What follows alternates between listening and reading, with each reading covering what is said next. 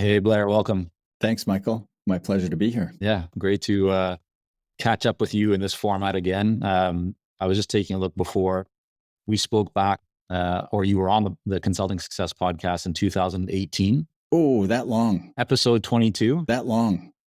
Wow. What's changed in your business since then? Nothing, not a thing. 2018. So pre-COVID. 7 years or so, give or take. I mean, but yeah, like just fast forward. I think when we talked to that point, the episode was you had built your business $400,000 per year. So you realized you wanted to do kind of less consulting and more building training and kind of running a training company. And you're growing multiples of that or growing significantly beyond that. But yeah, what's kind of changed or where are you at today? So what's the first thing that changed? Back in 2018, I forget what the number is now, but I used to know it to the percentage point. Something like 60% of our revenue was tied to me getting on a plane. And then by March of 2020, it was zero because of COVID. So we had started in 2018 or 2019, we'd started offering some training programs online, but our flagship Win Without Pitching workshop was always in person. And the team, we were running these various specialized boot camps that were online, and the team was lobbying me to move the workshop online, and I was adamant, wasn't going to do it. I didn't think the product would be nearly as good. My hand was forced, put it online, and immediately saw that in many ways the product is actually much better. Now, the flip side of that in 2025 is, I think, we're deep into some Zoom backlash. So we deliver this training product over 4 days and 12 hours, 3 hours a day. And not everybody wants to sign up for that. So we are running some in real life workshops. We had one in Buenos Aires this week. That's the second one we've done in Buenos Aires. We have a coach in Buenos Aires. We did one in London a few weeks back. And we're looking at doing one in Spain, but we won't get back to what we used to do, which is every couple of months we would have a workshop in a new, typically North American city and keep moving it around. What gives you the confidence or what have you done so that you don't necessarily have to be, let's say in Argentina for this to be delivered? It's delivered by one of your coaches or, a team member. How did you kind of get to that place? Because obviously a lot of experts, consultants are very attached to their involvement in delivery, maintaining high quality product, right? The experience the client wants them, so on and so forth. Just walk us through, how did you get to that level of comfort? Yeah, I've suffered from all that too, letting other people deliver my material. It took me forever to get over it. I finally largely got over it, and now I am almost entirely over it. Not entirely. So I still do public workshops online, 3 or 4 a year. It's been 4 a year for a while. We're thinking of going down to 3 a year because we just launched another product that I'll talk to you about shortly. So I do the public workshops, but I don't do private training anymore. So our team of contractor coaches who do other things as their main job all deliver private training. And I'm just in the early stages of actually farming out the closing of those private training deals to those coaches too. So extricating myself from the sale for most of them. And then I get to focus on, I want to deliver the material a few times a year. I want to stay in contact with the content, the curriculum, and with the clients. But I'm increasingly, I'll be 59 next month. I don't have any plans to stop, but I do want to increase a little bit more of my me time. I want the business to be less dependent on me. So I'm pushing more and more pushing all the private training and pretty soon all of the sales of private training out to the coaching team. Is there any one specific thing or maybe a few things that you feel were kind of instrumental in, like, we established this system, or was it just multiple training sessions? Like, what did you actually do to get your coaches to a place where you feel confident that they can deliver at the level that you want, that essentially represents the brand? We've always been really picky about our coaches. So we have 7 contractor coaches. If I'm counting right, we're onboarding 1 in Asia Pacific right now. So maybe it's 8, maybe it's 7. I have to do the math. And 1, 2, 3, soon 4 of them will be area coaches. So already in EMEA, in the UK, and broader Europe, we've got somebody who's effectively what's the title? Training director, or EMEA training director. We've got a training director for North America. We've got one for LATAM and Spanish language in Buenos Aires, and soon we'll have one in Asia Pacific. So we'll have all of the regions covered. What's caused me to have the confidence in these people to sell? Well, they're teaching selling, right? They're teaching our way of selling. So all of these coaches of ours have been clients of mine, have demonstrated a proficiency with this model, have proven that they know how to use it, how to apply it. They know it inside out.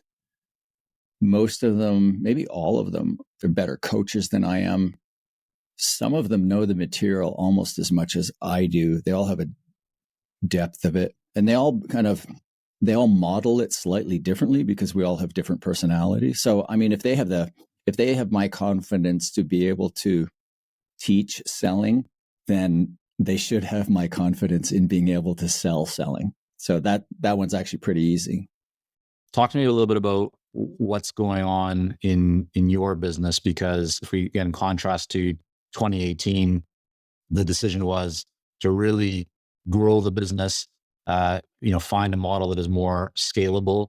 And just, before we hit record, you were sharing about some shifts that have been kind of happening inside of the business, and you're speaking to them now as well, in terms of finding ways to remove yourself from a lot of the day to day, or from even doing the coaching and so forth. Can you just talk a little bit more about kind of what's gone into that thinking in terms of the growth of the business, or just how you think about growth today or scaling, and maybe how it's a little different from how you thought about it before? Yeah, I'm a big fan of always growing. My most recent post was on, it's called the Chief Growth Officer, but it's a really philosophical post on how we all need to embrace constant growth, continuous growth, and how I grappled with this for 40 years, where in my first economics class, I was taught that growth is a constant, it's a requirement of the economy. And I've always thought, well, that's impossible. So I spent 40 years grappling with this. 30 years, I made no progress. In the last 10 years, I've come to see that we all need to strive to grow all the time. Now, the mistake that we make, so in a business, what are the metrics of growth? Well, revenue, profit, sometimes headcount, those are pretty good surrogates or measurements of growth, but the map is not the territory. And very often we keep chasing the metrics without actually growing. So growing to me is basically learning yourself and expanding yourself, creating a better version of yourself. And I get into this in the piece around, it's in the nature of a human being. It might be a force. It's a fundamental force in the universe. It might be more powerful than physics itself. Anyway, it's just like you look around you, everything is striving. We must continue to strive. So you're not talking about growth of revenue or profits necessarily. It's the growth of you as an individual, and constantly finding ways to make progress, even if that progress doesn't necessarily mean that you're adding more digits to your bank account. Yeah, but it should add more digits to my bank account. But I no longer focus on those digits, the metrics of growth. I focus on growing, on getting better, on doing better for our clients. I'm reaching more clients, certainly.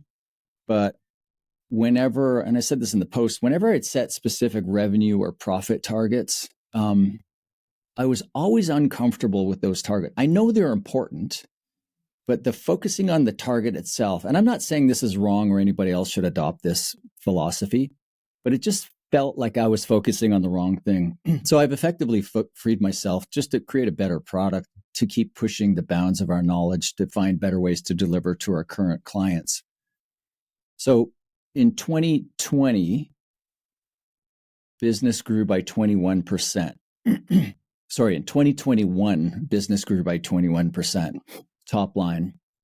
And we had grown the year before slightly, even though 2020 started off with, at some point, most of us were thinking at about February or March of 2020, do we even still have a business? Are we going to go out of business? There was like a 6-week stop in the economy where there was just economic gridlock. And then things started to happen again. 2020 ended up being a year where we grew slightly. 2021 was more. 2022 started to plateau. 23 and 24 dropped a little bit.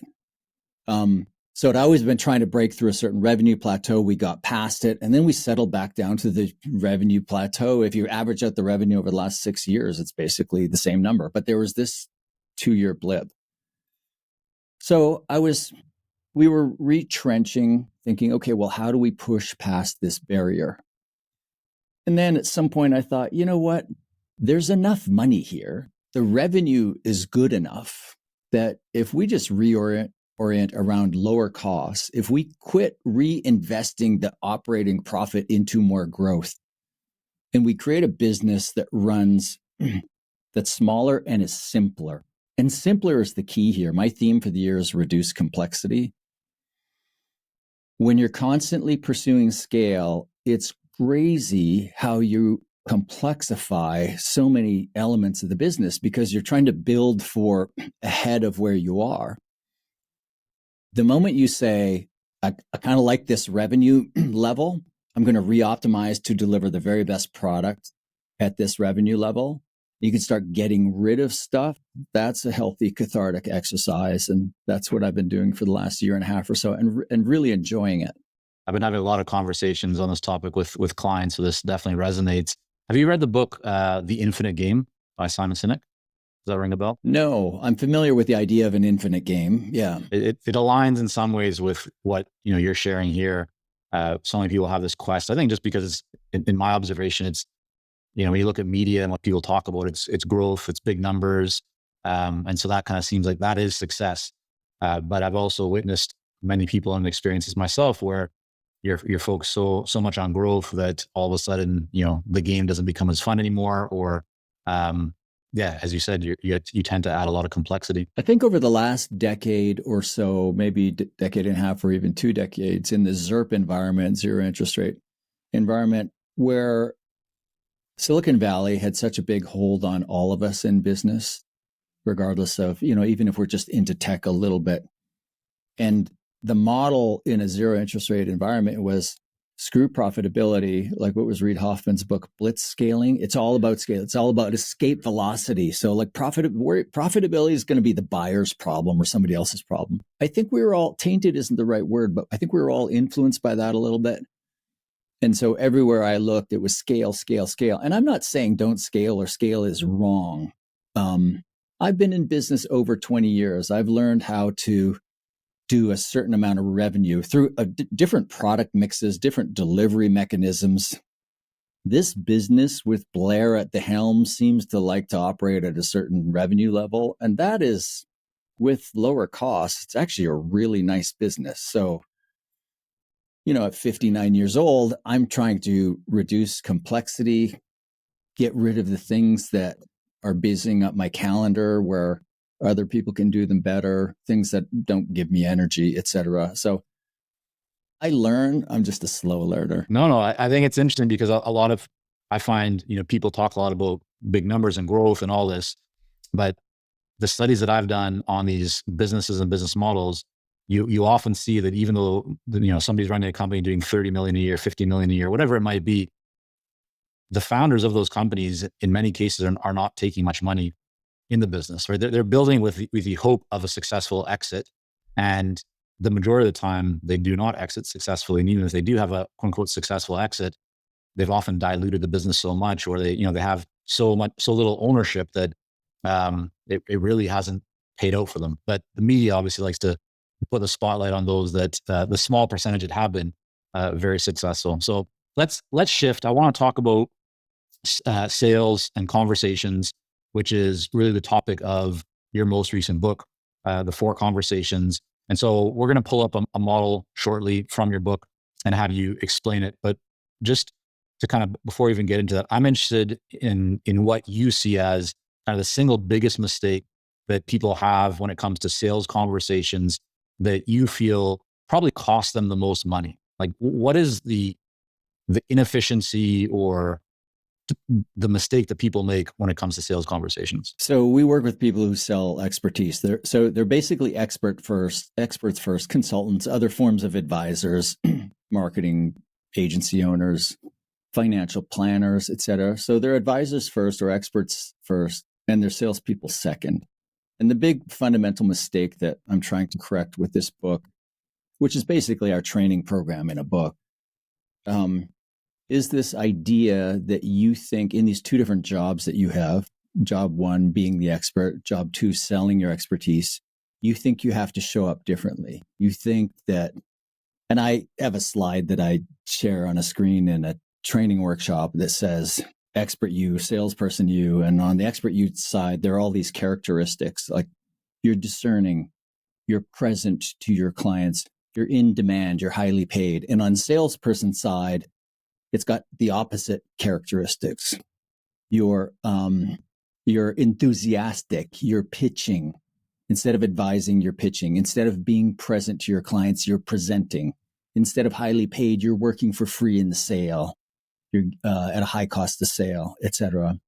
And what I say is, let's just drop the salesperson persona. Everything you think you know about how to show up in a sale, you already have. If you have the attributes on the left of expert you, that's in our model, that's a pretty good salesperson. The sale is the sample of the engagement to follow. So be that expert advisor, show up in the sale that way, and simply use a model, a set of frameworks and principles that lets that version of you shine. So if someone was wanting to develop one skill that would help them to be more effective as a salesperson, as an expert, essentially they're an expert, but developing a skill that would help them to be more successful in landing, closing, winning deals and so forth. What would that skill set be, or what would that one skill kind of be in your mind? It's questions, not answers. It's you, in the sale, you think you have to show up as this brilliant person with all the answers, and you need to project information to the client. You need to push information to them. You should just be an expert advisor. You should show up with a set of frameworks, which are the frameworks are for each of these four conversations. They're largely frameworks for the questions that you want to ask and get answered. So show up as advisor you with the right questions and navigate through the sale in a conversation by being the person who poses the question. Is this the opposite of the Oren Klaff pitch anything approach? So my business is called Win Without Pitching. My first book is called The Win Without Pitching Manifesto. I quite love that book, and there's so much. I quote it quite a bit. I don't think it's the opposite of pitch anything, because the context for him when you're fundraising, it is a little bit different. It is a dog and pony show. You are effectively auditioning. And I don't know. I've had clients who've taken these Win Without Pitching principles that are described in the four conversations and tried to apply them to fundraising. Some translate, some don't. I think it's a different style, it's a different approach, but I wouldn't put these two as polar opposites. Makes sense. Okay. I'm going to bring up one of these models here from your book. And I'd like to have you just walk through this and explain, Blair. What are we looking at? Right? There's the four conversations, but just explain kind of each of these and and how they connect. And I'd also love to hear, like, why do you develop this model, or where did this come from, just in terms of your thinking to develop it? Yeah. Okay. So the model is, first of all, the book opens with a quote from somebody who's famous for, as far as I can tell, only this quote. It says, "All models are wrong, some are useful." So my model, which is a view of the world, it's a way of organizing complexity. It consists of frameworks and principles. But the overarching model, the view, is that we see the sale as a series of 4 linear and discrete conversations. And again, all models are wrong. So is the sale always a series of 4 conversations? Are they all nicely lined up in that order, or are they all discretely self-contained? No. The sale is typically a lot messier than that. But it can be helpful for us to think of the sale as these 4 different conversations. So the conversations are the probative conversation. That's where you seek to prove your expertise to the client and then move in their mind from the position of vendor, powerless position of vendor, to the position of the expert. The second conversation is the qualifying conversation. That's the vetting conversation, where you're vetting the lead to see if an opportunity exists. And the client's also vetting you too. That's the other part of the qualifying conversation. But you should have a framework that allows you to ask the questions to determine whether or not this is a good fit for you. The third conversation is the value conversation.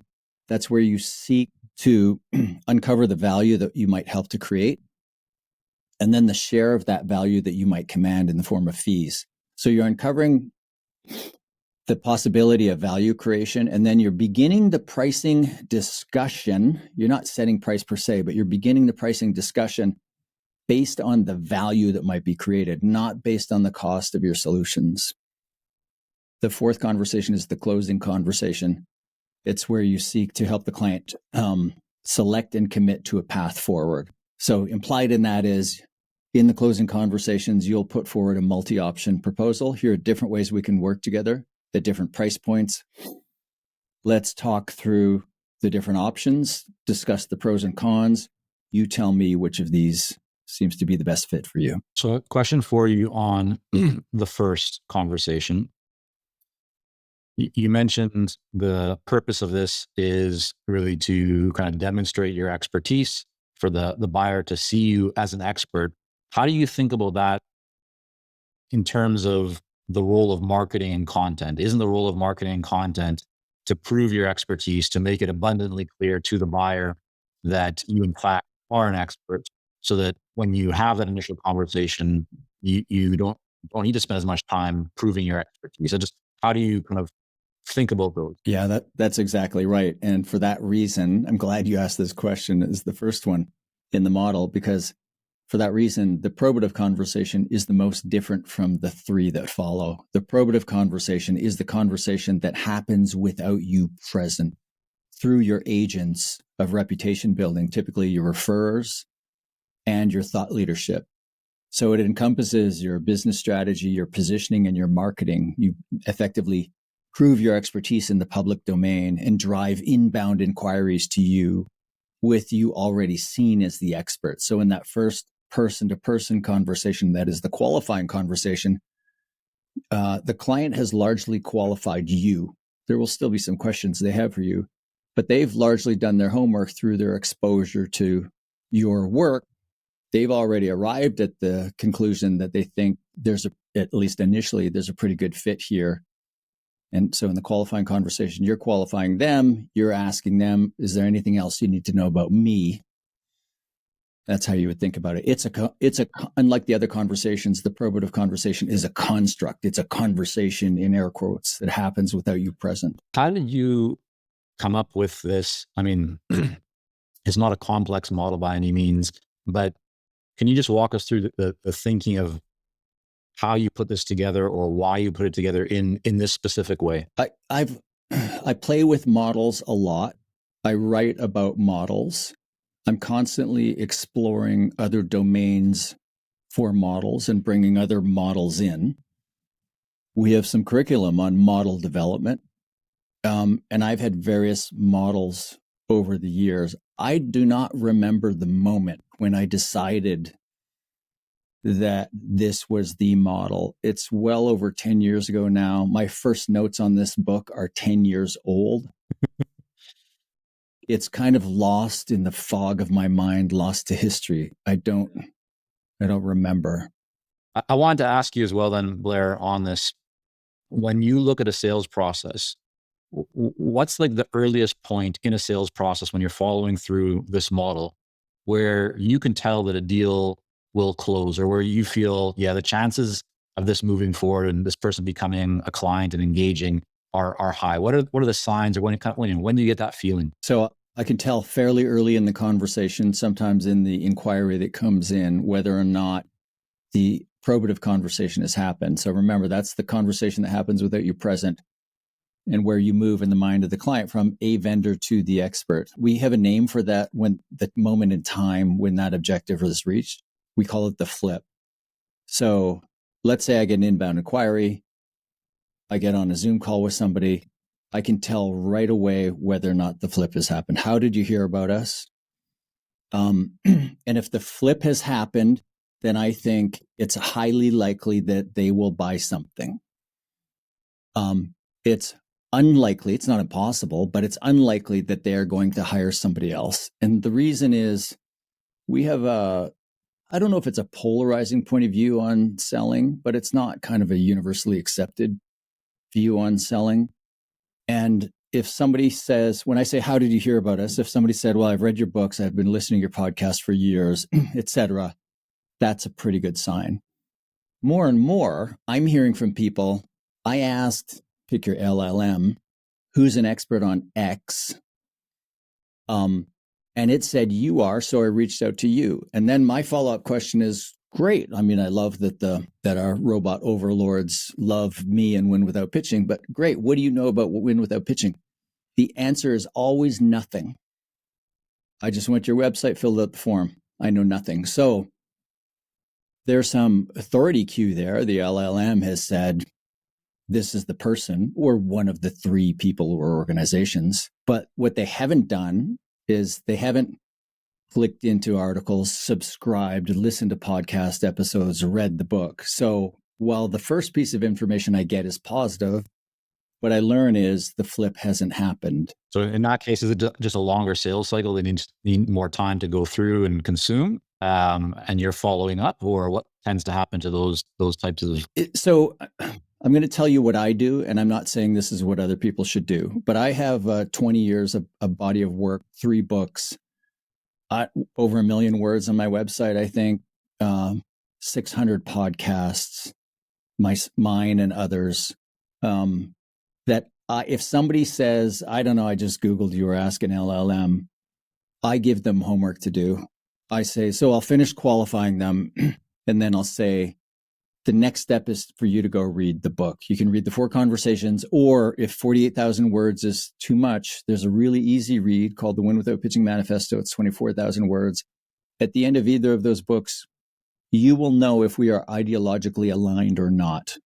And so if they do the homework and come back, that's a pretty good opportunity. Now, if I were a better salesperson, and if I were had more ambition, if I were needier, if I were in more difficult circumstances, I would push harder on those opportunities. I would work those opportunities harder. But I'm past the point of I try to. I just don't have enough shits to give.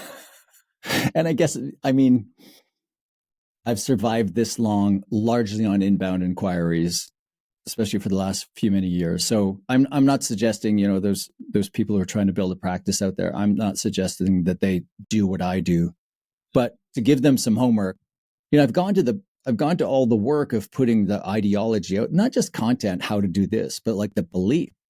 Here's what I believe about this. And if there isn't ideological resonance, you're probably going to hire somebody else anyway. What's the opposite? Like the sign or the feeling that a deal won't move forward or is highly unlikely? What's kind of gives that spidey sense? Oh, so I had somebody email me 2 times last week. The first email was, they filled out a form on the website.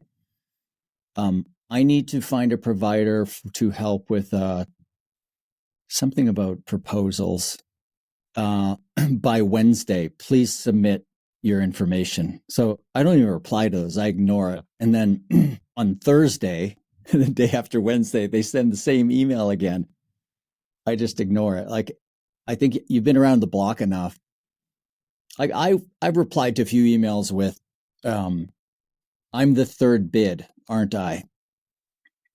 Like, it's just clear the way that they've structured the email. It's like, okay, we already know who we want to work with, but I need some negotiating leverage to get this other person's price down. So can you send me some information on X? And my shortest answer to an email like that has been one word, just no. And that's me just playing. Yeah. Again, kids, don't do this at home. It's kind of like the garbage in, garbage out type of mindset of if they're coming at you with something like that clearly they haven't done any homework, they don't really care. Why should you? But you asked the question, and it's a legitimate question, Michael, but you've been doing this long enough. You can tell by the inbound inquiries, like, oh, of course. But I also know that one of the reasons that I selfishly do these podcasts is because I love getting different perspectives, and also I want our audience and whoever's listening, watching to hear maybe even the same thing that I would say, but from somebody else, because it makes them even more confident in it. You look at it and you go, I've seen this movie 100 times. I know how it ends. I'm so far past the point of building up a false hope about something that has a highly likelihood of proceeding. So one thing I do want to get your thoughts on, I'm hearing, and I've heard this for a while, but it seems to be coming up even more now, and it might be the environment in the market, but many experts, and so in my world, they're all consultants. There's this belief that moving down market can grow the business. So the idea of like lowering prices or coming with an offer because they talk to people and they're premium priced. So a lot of people they talk to can't necessarily afford them, or it's not a fit. So the mindset is, let's create something that is going to be lower priced. We become more accessible. We can help more people. That thought is coming from a good place, but is it actually good for their business? What are your thoughts on that? I'm so glad you asked this question. I know we're going to be aligned on this. Like so this comes up a couple times a year, about every 6 months or so. Somebody a client in our world says, "Hey, I'm launching, or I'm thinking of launching this new lower cost offering," because they lose a few deals on price. And they think, okay, well, if I look below the market, below where I am now, there's a huge volume of them. And I'm just going to create this lower price product, going to drop down a bit, or at least for this tier of offering. And the volume is going to be there. The volume isn't there. The volume never comes, right? I've seen, if I think of my clients, I think of one who pulled this off, and he pulled it off because he did it the right way. He recognized that technology, this is many years ago now, was threatening his core offering. So he built a lower priced, more automated, scaled solution, and he cannibalized his own business by selling it to his clients first. Now that is commitment. Now, the example that you just gave, I'm sure you hear the same stories from your clients as I do from mine, which is, I'm going to do this in addition to.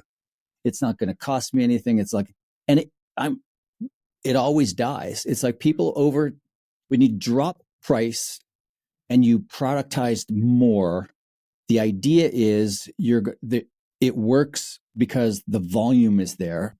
But if you're selling consulting services, you're not in the volume game. Your business is not oriented towards volume. You're going to suddenly change the entire culture of the organization and learn how to pursue engagements at volume. Like it's not that easy. That's a fundamental change. Yeah, value over volume in this business, that's for sure.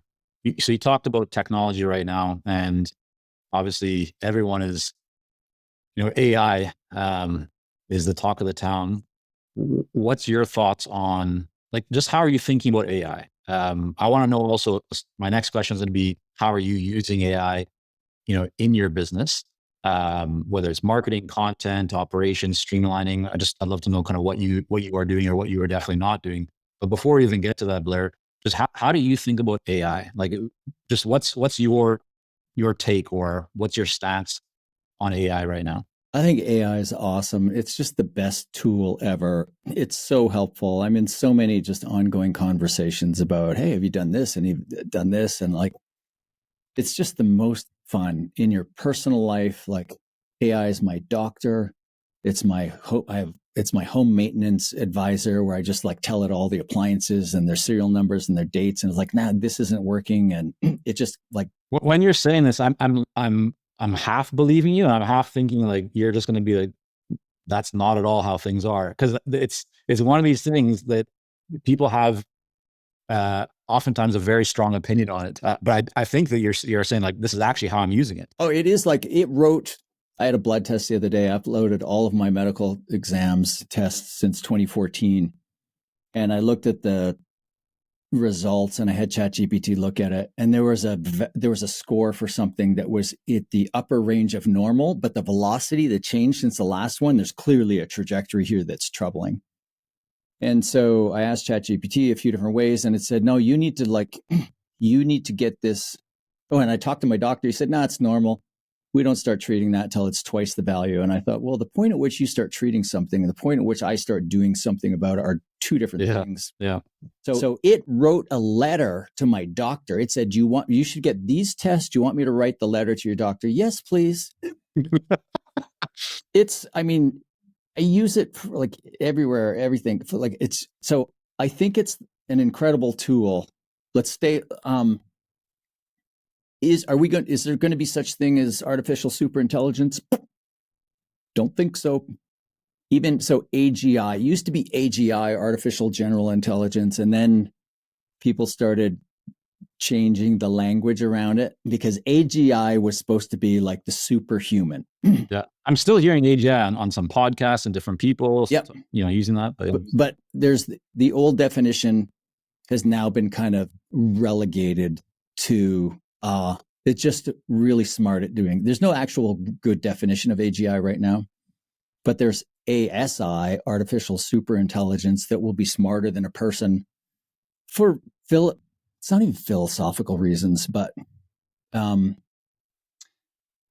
here's my overarching belief on AI. We are a long way from artificial superintelligence. If I had to make a bet, I would say it never happens, that artificial intelligence will never be smarter than a human being, because I think to do that, we have to solve the consciousness problem, which will require us to resolve the two different branches of physics. And I don't think we're close to doing that. So let me back up. ASI will require something computers don't have and cannot be programmed in: free will. You have to tell the computer, no matter how smart it is, what problem to go work on. And you can even program some randomness into it, but it's not going to think of the problem that nobody has thought of before.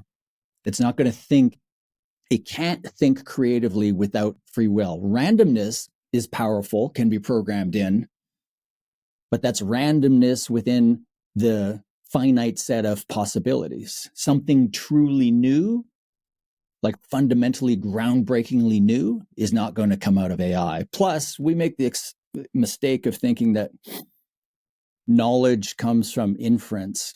Knowledge comes from explanations. Observing something and coming up with an explanation. How's it impacting your business? Like, have you changed anything in the business because of? Yeah, I have a full-time team member, my youngest son, who's outside of the studio, who's working full-time on our AI projects.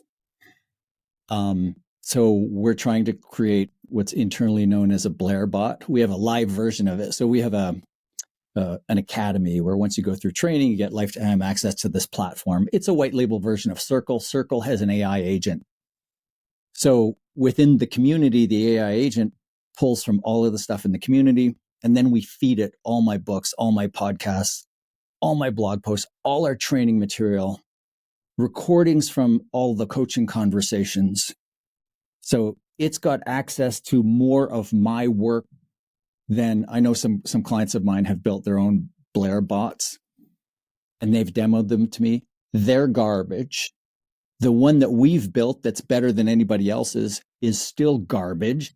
The problem is, like, it's 85% really good. Right. And 15% made up bullshit, generalized sales knowledge, the stuff that I'm railing against. That's the challenge I find with AI is, you can have it develop all these plans and scenarios, but there's always an element or a portion that is so far off that it really requires a lot of additional work.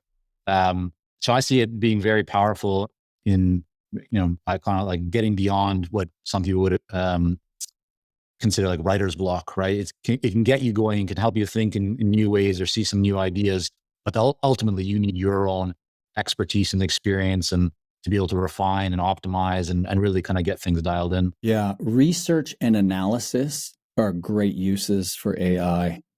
It's a pretty decent search engine for the content that I've created. But so our clients who are using it, they know that I'm looking at all the questions because we're trying to improve this. I'm looking at all the questions they ask it, and I'm looking at the answers. And I see if somebody asks, what does Blair say about X? It's pretty good at telling it what I think because it's pretty clear. If somebody says, do an evaluation of the positioning of my offering or something about a specific sales call, it goes off the reservation, so to speak, and gives really confident, generalized knowledge that I look at that and I think, oh, I can see why the conversation ended right there, because that's not what you would expect to hear from me or my coaching team. It's the last mile problem. The first 90% of it, it's pretty good. And then it just fills in the blank on the rest. And I think for us I think we would have to actually get into the training business which is many millions of dollars, like the training of models. So we're still building it. I still have I think next year we will have something that is pretty good at analyzing your sales conversations through the 4 conversations model, suggesting a draft of a proposal, critiquing your proposal, critiquing your sales conversation, but it's not going to give you final answers for anything. Exactly. Yeah. It won't replace the human who is experienced and has a lot more context and accuracy. All right, Blair. I know we're a little bit over the time that I initially told you here. So this has been fun, been great catching up on the podcast. I want to make sure that people can check out your book and everything you guys have going on. Where should they go? What's the one place they should check out? winwithoutpitching.com. You'll find everything about me there. I'm not really on social media other than I'm on LinkedIn. So Blair Enns on LinkedIn a little bit. Oh, I thought you were definitely on X or TikTok or whatever. I have an X account. I haven't posted in years. I used to be active back when it was fun. Yeah. All right. It has been fun for a while. There you go. All right. Thanks, Blair, for coming on. Thanks, Michael. I appreciate the invitation.